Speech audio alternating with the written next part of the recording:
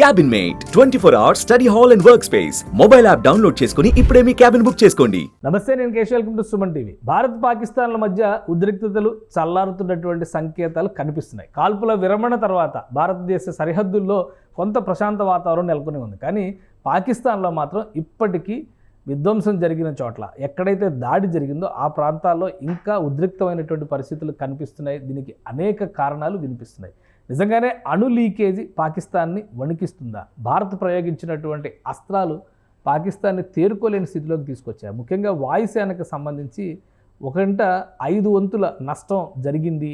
యుద్ధం అంటూ ఇప్పుడు మళ్ళీ కొనసాగిస్తే పాకిస్తాన్కు వాయుసేనకి సరైనటువంటి వ్యవస్థలు కూడా లేకుండా పోయాయనేటువంటి ప్రచారం జరుగుతుంది. ఇందులో వాస్తవం ఎంత? ఒకసారి విశ్లేషించేటువంటి ప్రయత్నం చేద్దాం. మనతో పాటు మాజీ కల్నల్ శ్యామ్ విజయసింహ గారు ఉన్నారు. ఆయుధాలకు సంబంధించి అలానే యుద్ధం జరిగినటువంటి రీతికి సంబంధించి ఇప్పుడు ఉన్నటువంటి పరిస్థితులపైన రకరకాల స్పెక్యులేషన్స్ వస్తున్నాయి. వాటిపైన ఆయన విశ్లేషణ అందిస్తారు. శ్యామ్ గారు నమస్తే. నమస్కారం సార్, ఏంటి యుద్ధం జరిగింది, విరమణ ప్రకటించేసి కూడా 3 రోజులు అవుతుంది. కానీ పాకిస్తాన్లో మాత్రం ఒక విధమైనటువంటి అలజడి ఉంది. అంతర్జాతీయ మీడియాలో కూడా రకరకాల కథనాలు వస్తున్నాయి. సోషల్ మీడియాలో అయితే ఆధారాలను చూపించేటువంటి ప్రయత్నాలు కూడా జరుగుతున్నాయి. నిజమా అబద్ధమా తేల్చుకోలేని పరిస్థితిలో జనం ఉన్నారు. నిజంగానే ఆ స్థాయిలో దాడి జరిగిందా? పాకిస్తాన్ లోపల మన వాళ్ళు చేసినటువంటి దాడి బీభత్సాన్ని సృష్టించిందా? అవునండి. అంటే మనం ఇప్పుడు ఏ దేశానికైనా దూరంగా వెళ్ళి మనుషులు పంపించకుండా దూరంగా వెళ్ళి దాడి చేసే పద్ధతి మీకు వైమానిక దళంలో ఉంటుంది లేదా క్షిపణుల్లో ఉంటుంది. ఇప్పుడు వైమానిక దళం వాళ్ళ దాన్ని మొత్తం నిర్వీర్యం చేసామంటే వాళ్ళ ఎయిర్ ఫీల్డ్స్ అన్ని నేలమట్టం అయిపోయాయి. అంటే వాళ్ళ రన్వేస్ అన్ని కొలాప్స్ అయిపోయాయి. మీకు అంటే రన్వేస్ అన్నిటి మీద మన మిజైల్స్ తో అటాక్ జరిగింది, డ్రోన్స్ తో అటాక్ జరిగింది. కాబట్టి వాళ్ళు ఎట్టి పరిస్థితుల్లోనూ అక్కడి నుంచి విమానాలని టేక్ ఆఫ్ చేసుకునే పరిస్థితుల్లో లేరు. ఇది మొదటిది. రెండో విషయం, ఇప్పుడు వాళ్ళ దగ్గర స్థలం అనుకోవచ్చు, లేదంటే విస్తీర్ణం వల్ల పాకిస్తాన్ యొక్క దేశ విస్తీర్ణం వల్ల అని అనుకోవచ్చు, వాళ్ళ వైమానిక స్థావరాల పక్కనే వాళ్ళ మిజైల్స్, వాళ్ళ అణ్వాయుధాలు కూడా ఉన్నట్టుగా అనిపిస్తోంది ఇప్పుడు చూస్తూ ఉంటే. ఎందుకంటే ప్రతిరోజు ఏదో కొత్త వార్త వింటున్నాం మనం. ఈ రకంగా ఆలోచిస్తే మన క్షిపణులు చేసిన దాడికి నష్టమైపోయిన వాళ్ళ వాయుదళ స్థావరాలతో పాటు ఒకవేళ కనుక ఇవి కనుక ఉండుంటే వీటికి కూడా ఇబ్బంది కలిగే పరిస్థితి తప్పకుండా ఉండుంటుంది. సో కానీ ఒకటి, ఈ న్యూక్లియర్ వార్ హెడ్స్ అనగానే ఒక రకమైన చాలా సెన్సిటివ్ అంశాలు. అసలు వాటిని ఎలా ప్రిజర్వ్ చేస్తారు? మామూలు ఆయుధాగారం లాగా పెడతానికి అవకాశం ఉంటుందా? ఒకవేళ సర్ఫేస్ మీద భూమి పైన నిర్మించినటువంటి భవనాల్లో కనుక పెడితే ఇలా దాడులు జరిగినప్పుడు ఖచ్చితంగా నష్టం జరగవచ్చు. అండర్ గ్రౌండ్లో పెడతారని ఒక ప్రచారం జరుగుతుంది. టన్నెల్స్ని కూల్చేశారు అంటున్నారు. సో అసలు వాటిని ఎలా స్టోర్ చేస్తారు? భారత్ ముఖ్యంగా ఈ సర్గోదా, కిరాణా హిల్స్ అనేటువంటి ప్లేస్లో జరిగిన బాంబింగ్స్లో ఖచ్చితంగా అక్కడ లీకేజ్ ఉంది అనేటువంటి మాట గట్టిగా చెప్తున్నారు. అంటే ఇప్పుడు అవి ఎట్లా స్టోర్ చేస్తారు అనేది చాలా క్లాసిఫైడ్ మ్యాటర్. అది దాన్ని మనకు కూడా అణ్వాయుధాలు ఉన్నాయి. అది చాలా క్లాసిఫైడ్ మ్యాటర్ కాబట్టి మనం దాన్ని ఎక్కువగా చర్చించుకోవడం మంచిది. రెండు, అవి జనరల్ గా ఎలాగా స్టోర్ చేస్తారంటే ఇప్పుడు అవి అణ్వాయుధాలు కదండి. అందుకని వాటి నుంచి వచ్చే రేడియేషన్ కానీ లీకేజీలు కానీ ఉండకుండా, అంటే ఒకవేళ ఏమైనా చిన్న మొత్తంగా ఏమైనా ఎక్కడైనా జరిగినా ఉన్నా అవి బయటకి వచ్చి చుట్టుపక్కల ఉన్న ప్రదేశాన్ని ప్రభావితం చేయకుండా ఉండేట్టుగా కట్టదిట్టాలు తీసుకుంటారు. దానికి సంబంధించిన పరిస్థితుల్లో కొన్ని భూమి లోపల పెట్టచ్చు, కొన్ని ఒకవేళ పైన ఉన్నా కూడా ఇప్పుడు మీరు చెప్పినట్టుగా కొండ ప్రాంతాల్లో వాటిల్లో పెడతారు. సో దట్ ఏమవుతుందంటే మీకు ఆ చుట్టుపక్కల ఒకవేళ ఏమైనా రేడియేషన్ వచ్చినా అది దానికి మాత్రమే పరిమితం అవుతుంది, పక్కన పాకదు. ఓకే. సో ఇప్పుడు మన దాడి జరిపినటువంటి తీవ్రత గురించి మీరు ఏమి విశ్లేషిస్తారు? బ్రహ్మోస్ క్షిపణి గురించి మాట్లాడుతున్నారు. అలానే మనం వేసినటువంటి క్షిపణులు బీభత్సాన్ని సృష్టించాయి. అక్కడ 20% వాయుసేనకు సంబంధించినటువంటి ఆస్తులు, విమానాలు కూడా F-16లు డ్యామేజ్ అయ్యాయి అంటున్నారు. అలానే చైనా సప్లైడ్ వెపన్స్ డ్యామేజ్ అయినాయి అంటున్నారు. సో దీనిలో వాస్తవం ఉందా ఏమైనా? ఎయిర్ వైస్ మార్షల్ తన మీటింగ్ లో, తన బ్రీఫింగ్ లో చెప్పింది ఏంటంటే extensive damage cause to their air fields as well as the runways అని చెప్పారు. అంటే ఆ ఫొటోస్ కూడా చూపించారు మనకి, ఏదో ఇట్లా అయింది బికాస్ వాళ్ళ బేసెస్ అన్ని వాళ్ళు ఏం చేశారంటే వాళ్ళు ఈ ఉగ్రవాద స్థావరాలకు పక్కన పెట్టుకున్నారు. కాబట్టి వాటిని వీళ్ళు మన వాళ్ళు ఉగ్రవాద స్థావరాలను కొట్టిన తర్వాత జరిగిన డ్రోన్ అటాక్లు, మన మీద జరిగిన డ్రోన్ అటాక్లకి ప్రతిదాడిగా మనం చేసిన దాంట్లో ఎక్కడెక్కడ ఈ డ్రోన్స్ బేసెస్ ఉన్నాయి, ఎక్కడెక్కడ ఎయిర్ బేసెస్ ఉన్నాయి, వాటన్నిటిని కొట్టారు. లాస్ పర్సంటేజ్ కనుక మనం ఆలోచిస్తే ఎంత పర్సంటేజ్ లో మనం కొట్టామంటే ఎంత శాతం మనం కొట్టగలిగాం అనే దాంట్లో చూస్తే మీరు చెప్పినట్టు 20% అని మనం అనుకుంటున్నాం, అంతకంటే ఎక్కువే జరిగింది. 20% కంటే ఎక్కువే జరిగింది. చాలా దారుణంగా దెబ్బతిన్నాయి వీళ్ళ వాయుదళం స్థావరాలని. రైట్ సార్, క్షిపణి దాడుల తర్వాత జరిగినటువంటి పరిస్థితులు ఇప్పుడున్న పాకిస్తాన్లో ఇప్పటికీ కూడా సోషల్ మీడియాలో వస్తున్నటువంటి దృశ్యాలు ఇంకా తేరుకోనటువంటి స్థితి ఉంది అంటున్నారు. ఆ కండిషన్స్ ఉంటాయా? ఒకరోజు జరిగినా కానీ గతంలో ఇంతకు ముందర జరిగినవన్నీ కూడా బార్డర్లో జరిగినటువంటి అటాక్సే ఎక్కువ ఉండేవి. సో ఇంత లోపలికి చొచ్చుకుని వెళ్ళి క్షిపణులను పంపించి దాడి చేయడము, అక్కడ పాకిస్తాన్ చేస్తున్న వాదన ఏంటంటే సివిలియన్స్ని టార్గెట్ చేశారు అంటున్నారు. సో వస్తున్నటువంటి దృశ్యాలను బట్టి చూస్తే అంతా కూడా మిలిటరీ ఏరియాస్ లేదంటే ఏవైతే ఉగ్రవాద శిక్షణ కేంద్రాలు అంటున్నారో వాటికి సంబంధించినటువంటి రిలేటెడ్ విజువల్స్ బయటకు వస్తున్నాయి. ఒకసారి దాడి జరిగిన తర్వాత తేరుకోవడానికి ఎంత సమయం పట్టొచ్చు? ఇప్పుడు జరుగుతున్నటువంటి అలజడి అంతా ఏ విధంగా మనం అర్థం చేసుకోవాలి? పాకిస్తాన్కి అసలు దాడి జరిగిన తర్వాత వాళ్ళు కోలుకునే పరిస్థితి లేదు నిజానికి. అందుకనే నేను మీకు ముందు నుంచి చెప్తున్నాను, వాళ్ళకి సెకండ్ స్ట్రైక్ కేపబిలిటీ లేదు. ఓకే, మనం ఒకవేళ దాడి చేసి వాళ్ళది ఏదైనా కూల్ చేస్తే వాళ్ళు మళ్ళీ తేరుకుని కొట్టడానికి వాళ్ళకు కనీసం తక్కువ సంవత్సరం 2 సంవత్సరాలు పడుతుంది. అంత సులభం కాదు. వాళ్ళ దగ్గర లేవు వనరులు, లేవు వాళ్ళ దగ్గర డబ్బులు, లేవు వాళ్ళ దగ్గర పనిచేసే వాళ్ళు లేరు, వాళ్ళ దగ్గర తెలివితేటలు లేవు, వాళ్ళు ఏమి చేయట్లేదు, వాళ్ళు ఏమి చేయలేరు. తిండి తినడానికి వాళ్ళ దగ్గర ఫుడ్ లేదండి, అంటే ఇన్ ద సెన్స్ తిండి లేదు, డబ్బులు లేవు, ఆర్థిక వ్యవస్థ పతనం అయిపోతుంది, ఇప్పుడు నీళ్లు లేవు. కాబట్టి వాళ్ళు పేరుకోవడం అంత సులభం కాదు. మొదటిది, వాళ్ళు ఉన్న డబ్బులు ప్రజలకు పెట్టాలి కదా, వాళ్ళు తినడానికి వాటికి కనీస అవసరాల కోసం వెచ్చించాలి కదా. వాళ్ళు ఇప్పుడు ఆర్మీ కోసం మొత్తం పెట్టేస్తే ఇంక వాళ్ళు ఎలా బతుకుతారు? కాబట్టి వాళ్ళు చేరుకోవడం అంటే ఆర్మీ వనరులను మళ్ళీ సమకూర్చుకోవడం అంత సులభంగా కుదరదు. అది ఒకటి. 2, వాళ్ళు సివిలియన్ ప్రదేశాలని మనం కొట్టామని చెప్పడానికి చెప్తున్నారు అని అనుకున్నాం కదా, వాళ్ళు అలాగే చెప్తారు కదండి. ఇప్పుడు వాళ్ళ దాంట్లో సివిలియన్, ఆర్మీ, టెర్రరిస్టు, ఉగ్రవాది వీళ్ళంతా వేరు కాదు, వాళ్ళంతా ఒకటే. కాబట్టి ఇప్పుడు మన దేశంలో ప్రతి పరివారం నుంచి మనం, పర్టికులర్లీ నార్త్ ఇండియాలో కనుక మీరు చూస్తే ప్రతి పరివారం నుంచి ఒకళ్ళో ఇద్దరు భారత సైన్యంలో ఉంటారు. అట్లా వాళ్ళ పరివారాలలోంచి ఒకళ్ళో ఇద్దరు తప్పకుండా ఉగ్రవాదులు ఉంటారు. కాబట్టి మనం వీళ్ళకి ఏం లేదు, వాళ్ళ ఉగ్రవాద స్థావరాలు వాళ్ళ ఇళ్ళు అనుకుంటే మనం ఏం చేస్తాం, అది మన తప్పు కాదు కదా, మనం కొట్టింది ఉగ్రవాద స్థావరాలే. ఓకే, సో ఇప్పుడు మన క్షిపణి వ్యవస్థకు సంబంధించి ప్రపంచంలో అమెరికా, చైనా, ఫ్రాన్స్ లాంటి దేశాలు కూడా ఒక స్టన్నింగ్ పెర్ఫార్మెన్స్ ఇచ్చినటువంటి మేడ్ ఇన్ ఇండియా ప్రోడక్ట్స్ ఉన్నాయని చెప్పి అంటున్నారు. ఏంటి అంత గొప్పతనం ఏంటి మన క్షిపణులకి సంబంధించి? కంప్లీట్ ఇండిజినస్ కింద దీన్ని క్లెయిమ్ చేయడానికి అవకాశం ఉందా? ఇప్పుడు చాలా రకాల మిసైల్స్ మనం వాడాము, అంటే అది ఎయిర్ డిఫెన్స్ కోసం మనం వాడాము. అందులో లేయర్లుగా ఉంటాయండి, అంటే పొరలుగా ఉంటాయి. కొన్ని దూరంగా వెళ్ళి కొడతాయి, కొన్ని మధ్యంతర డిస్టెన్స్ లో కొడతాయి, కొన్ని షార్ట్ డిస్టెన్స్ చాలా తక్కువ దూరంలో కొడతాయి. ఇప్పుడు మన దగ్గర ఈ వీటన్నిటిని లేయర్ లాగా ఫామ్ చేసి ఒకదాని మీద ఒకటి, ఒక డిస్టెన్స్ తర్వాత ఒక డిస్టెన్స్ ని ఓవర్లాప్ చేస్తూ ఉంటాం, ఒకదాని మీద ఒకటి పెడుతూ ఉంటాం. ఆ క్రమంలో చూస్తే మనది కొత్తగా ఇప్పుడు బయటికి పేరు వచ్చింది ఏంటంటే ఆకాష్ తీర్. అది దాని గురించి ఎక్కువగా మాట్లాడుతున్నారు. ఆకాష్ తీర్ వచ్చి ఇది సెల్ఫ్ ఆటోమేటెడ్, సెల్ఫ్ ప్రొపెల్డ్, అంటే వాటే అది ఎక్కడ పడితే అక్కడ మనం తీసుకెళ్లి దాన్ని నిలబెట్టి మనం ఫైర్ చేయొచ్చు.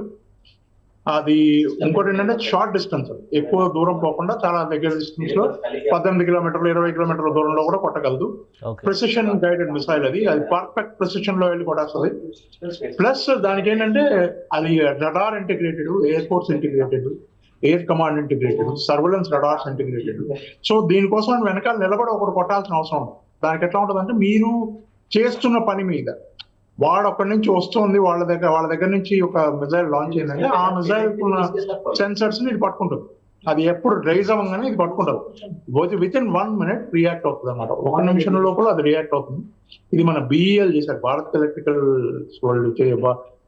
ఎలక్ట్రానిక్స్ లిమిటెడ్ వాళ్ళు చేశారు. సో కాబట్టి మనం ఏంటంటే ఇది మనం స్వదేశంలో తయారు చేసుకున్నది, మేడ్ ఇన్ ఇండియా అని చెప్పుకోవాలి. ప్లస్ ఇది స్టన్నింగ్. BEL అంటే మామూలుగా మనకి ఇప్పుడు డిఫెన్స్ మెకానిజం అంతా కూడా DRDO అనే పేరే వినిపిస్తుంది. సో వెపన్స్ తయారు చేయడంలో BEL కూడా, భారత్ హెవీ ఎలక్ట్రికల్స్ లిమిటెడ్ ఇప్పుడు అది భారత్ మనం- ఎలక్ట్రికల్స్ లిమిటెడ్. ఎస్. సో ఇప్పుడు ఏంటంటే ఇందులో మనం ప్రపంచం అంతా మనల్ని ఎందుకంత ఉత్కంఠంగా చూస్తుందంటే మనం తయారు చేసుకుంది ఒక బాణంలాగా వెళ్ళి, అందుకే దాని పేరు కూడా చూడండి, ఆకాశ తీర్ అని. ఆ తీర్ అంటే బాణం. ఓకే. అది బాణంలాగా వెళ్ళి ఒక్క చోట కూడా ఇంచు కూడా మిస్ అవ్వకుండా, అంటే ఇప్పుడు ఏమవుతుందంటే రియల్ టైం వార్ సినారియోని చూపిస్తాయి దాని రడార్. ఓకే. అంటే ఎగ్జాక్ట్ గా ఆ మూమెంట్ లో ఇప్పుడు 10 గంటల 9 నిమిషాలకి ఒక మిజైల్ కనుక అక్కడి నుంచి అయినా లేస్తే 10 గంటల 9 నిమిషాల తర్వాత 10 గంటల 11 నిమిషాలకి ఎక్కడ ఉంది అన్నది కూడా మనకు చూపిస్తుంది. ఓకే. చూపించి ఆ ప్రదేశంలో అది కొట్టినప్పుడు దాని రియల్ హిట్ కూడా చూపిస్తున్నాం. ఓకే. కాబట్టి ఆ లెవెల్లో మనం ఇంటిగ్రేట్ చేయడం, దానికి మనం హ్యూమన్ సూపర్విజన్ అవసరం లేదు, మనిషి అవసరం లేదు. దానికి ఆటోమేటిక్ గా అదే సెన్సర్ గైడెడ్, అది ఊరికే దాన్ని యాక్టివేట్ చేస్తే చాలు, అదే సెన్సర్ గైడెడ్ అన్ని అదే తీసుకుని అదే చేస్తుంది. కాబట్టి ఇది ఒక గొప్ప పరికరం మనకి, ఒక గొప్ప సిస్టమ్ మనకి. అది మన దేశంలో మనం తయారు చేసుకుని ఆత్మనిర్భరంగా ఉండే, మనం ఆత్మనిర్భరని ఏదో మాట్లాడుతున్నాం అది అట్లా చేసుకుని వేరే దేశాల మీద ఆధారపడకుండా మనం చేస్తున్న గొప్ప పరికరం అని చెప్పుకోవాలి. సో ఇది ఫస్ట్ టైం ఏఐని ఉపయోగించారు. ఇందులో ఏఐ ట్రాకింగ్ సిస్టమ్స్ ఉండడం వల్లనే ఈజీగా ప్రత్యర్థి లక్ష్యాన్ని ఏదైతే పంపిస్తారో క్షిపణిని ధ్వంసం చేయాల్సినటువంటి లక్ష్యాన్ని ట్రాక్ చేయగలుగుతుంది అంటారు. నిజమేనా? అవునండి. సో ఇందులో ఆ తాలూకు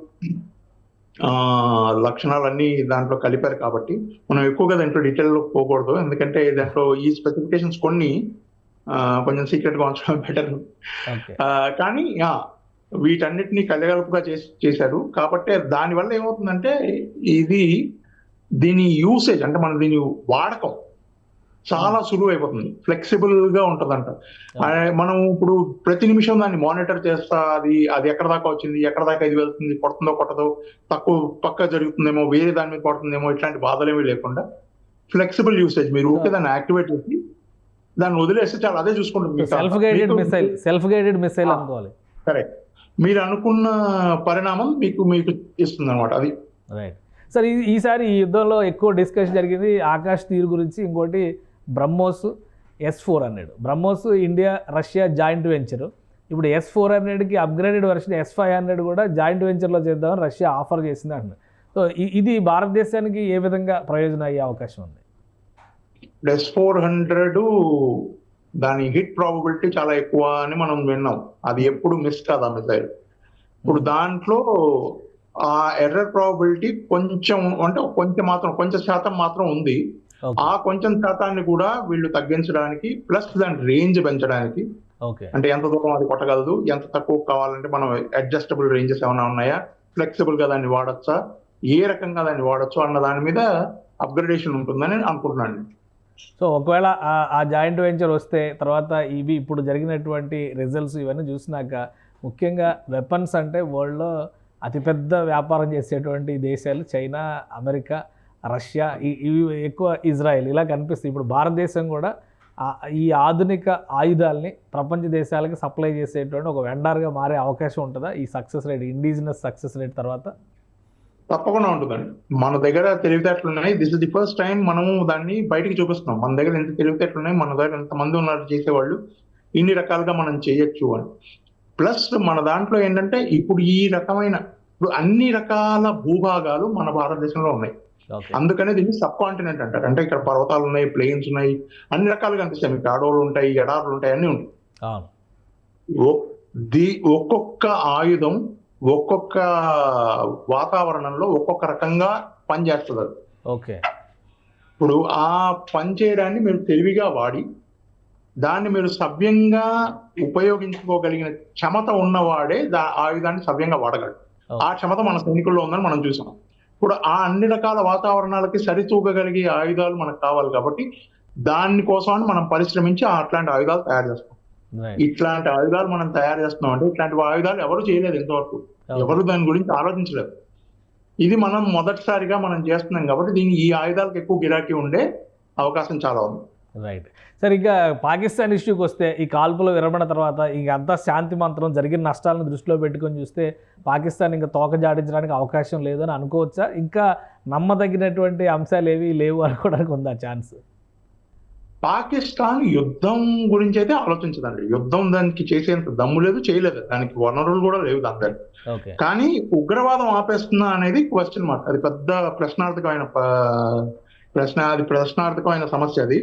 వాళ్ళు ఉగ్రవాదాన్ని ఆపుతారా అంటే ఇందులో రెండు విషయాలు. ఒకటి ఏంటంటే వాళ్ళు ఆపాలనుకున్నా వాళ్ళు ఆపలేరు, ఎందుకంటే ఆ ఉగ్రవాదులు వీళ్ళ కంట్రోల్లో లేరు, వీళ్ళు కంట్రోల్ చేయలేరు. ఓకే. రెండు, వాళ్ళకి ఇంకా వేరే దారి లేదు. ఇప్పుడు భారతదేశం మీద వాళ్ళు మీ ప్రతీకారం తీర్చుకోవాలనుకున్నా, వాళ్ళు ఏమన్నా చేయాలనుకున్నా, ఎక్కడైనా కొంచెం అశాంతిని క్రియేట్ చేయాలనుకున్నా వాళ్ళ దగ్గర ఇంకా వేరే ఏం లేదు ఉగ్రవాదంతో. కాబట్టి ఇంటర్నల్ ఇష్యూస్ చూస్తే కూడా ఇప్పుడు బలూచిస్తాన్ ఆల్రెడీ వాళ్ళు రిపబ్లిక్ ఆఫ్ బలూచిస్తాన్ అంటున్నారు. అటు ఉత్తరాదిన పాకిస్తాన్ ఉత్తర భాగంలో కూడా సేమ్ ఫఖ్తూనిస్తాన్ అనేటువంటి చర్చ నడుస్తుంది. ఈ అంతర్గత సమస్యలతో పోరాటం చేస్తుందా, లేదా భారత్ను మళ్ళీ బూచిగా చూపించి వాళ్ళని ఎమోషన్స్ని రెచ్చగొట్టేటువంటి అవకాశాలు ఉంటాయా?